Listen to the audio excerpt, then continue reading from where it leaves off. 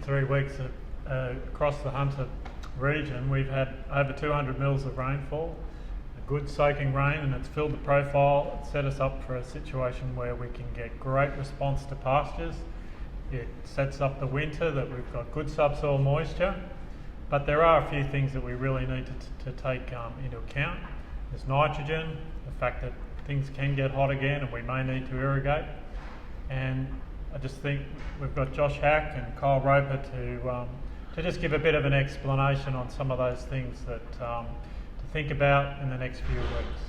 Yeah, sure. So first of all, we'll have a quick chat about nitrogen. So the good thing is we've got really good moisture availability. Problem is even if you've added nitrogen in the past, most people have had 100 plus mils. So some of that nitrogen or most of that nitrogen may have been depleted or used by the plant. So it may have lateralised, could have been runoff, or could have been leached through the soil. So there's great opportunity at the moment to look at, what can we get out of adding some nitrogen onto our Kikuyu pastures post-grazing to try and get some really relatively cheap feed. So one of the first examples is that, nitrogen is a feed source, so we just need to do some quick calculations of what that looks like, and it'll show you that, you can get really good results. So at the moment, we can get around 20 to 1 response, okay? So that's saying if for every kilogram of nitrogen we put on, we can get 20 kilos of dry matter in return, okay? So that's really important because that's showing us the efficiency of the nitrogen at the moment, and we've got really good growing conditions for Kikuyu. So if we were to put 50 kilos of nitrogen, for example, okay, what we do know is the range is between 20 to 50 kilos per application, but let's just work on 50 for example at the moment. 50 kilos of nitrogen, okay, at let's say $1.20 per kilo of N, okay, so we're going to put 50 kilos on. That's going to cost us about $60 per hectare, okay? So if we put $60 per hectare on and we're going to put 50 kilos of nitrogen, at 20 to 1, that 50 kilos should grow us 1,000 kilos of dry matter, okay, extra. Okay, so if we get 1,000 kilos, so that's 1 tonne. 1 tonne of feed for $60 a tonne. Okay, we can't buy that feed at the moment. It's all around $300 to $500 plus per tonne. So that's a really good investment. There's great opportunity at the moment to utilise the moisture we've got, adding some nitrogen and getting some return to grow some cheap feed so we can conserve that for the winter. Kyle? Yeah, and also touching on that high quality feed as well. So getting that grazing management right, getting the right leaf stage with Kike, that's probably a very important thing to talk about. So, aiming for that 4.5 leaf, where you're getting the best of quantity and quality, not getting into those animal health issues below 4.5 leaf, and not getting into the point where I guess the Kike and things like that is getting rank and going more vegetative. So it's really important. So what Kyle's trying to say is we've got 4.5 leaf stage Kikuyu. We're going to get a lot better result out of that in terms of the animal health benefits, because anything that's below that 3 leaf stage for Kikuyu can have higher nitrates, higher potassium, which can cause some grass tetany issues, nitrate issues, and make the animals unwell. What about pulp and kidney, Kyle? Yeah, there has been cases locally in the Hunter area of pulp and kidney, and from that change of feed and going across to green feed from being on rations and things like that. So keep an eye on that. I guess introducing feed slowly. Don't rush out. You've got that green feed there. Let it get to the right stage of grazing before putting cattle in. Yeah, and the last one is Kikuyu poisoning is important as well. So there has been cases locally this year already.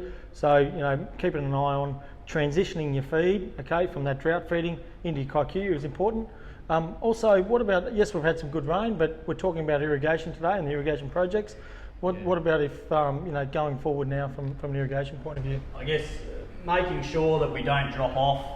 Yes, we've had great rain and we have got adequate levels in the soil at the minute, but making sure we don't drop below that fill point and keep those levels up there so we can get the best production. So talking about, I guess, readily available water, I guess is what we're looking at, and not dropping down below this line here and trying to keep it up the top here where we've got that plant available water and we're not going to lose production. So the hardest thing to try and get back is filling that profile when it does get below. So Yeah, so we know that, that's when our fill capacity. If we think about a sponge, if we fill it up, okay, and take it out, the water stops dripping out, that's fill capacity. When the plants start using the water, it comes down to what we call our refill point, and that's all to do with the different plants and where it's at. We want it to get to there, then we want it to refill. So if you've got irrigation, try and manage that so you're getting to a refill point. If we're getting to our wilting point, that's when we start to notice our plants starting to struggle with moisture.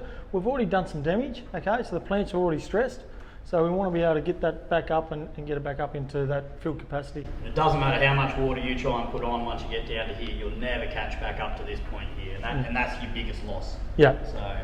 And by using technology, obviously, this is what this project's all about, is being able to use some technology to be able to help us gauge where this readily available water is, because that's where we want to be operating. It's going to get more efficiency for the water, okay, and you're going to get better production out of your crops.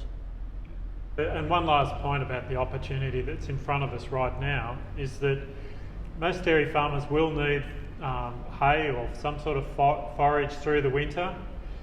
Indications are that supplies of hay are going to be exhausted by that time. So if you don't have it secure, silage production at this point in time can be a really important opportunity not to miss. So that putting all together what we were saying, nitrogen, grazing management, if you've got more pasture feed than you need, obviously it'd be difficult to grab it in between rainfall events. But silage taken off at this point in time, particularly Kikuyu silage, can be incredibly valuable to feed back through that winter feed gap, and you may not be able to get other supplies. So consider that as well. And thanks. Probably touching on also availability, I guess, with seed going into the autumn sowing period. Cereals and I guess annual species are going to be very, very tight. So your oats, winter wheats, things like that are basically exhausted from our suppliers. So make sure you talk to your suppliers and get hold of those products if you're going to need them, and look at alternative options as well. Talk to your agronomists you're using, what other options are there for quick feed going into autumn, I guess. Winter wheats are particularly good. Winter wheats, brassicas, they will fill a gap, especially now. If you're looking at an opportunity to put something in, oats, brassica now before you go in with your ryegrasses in another 4 to 6 weeks kind of thing. So not jumping in, I guess, with ryegrasses now, even though we've got moisture, it's going to cause issues and basically be replanting paddocks. We're going to get more heat, there's no doubt about that.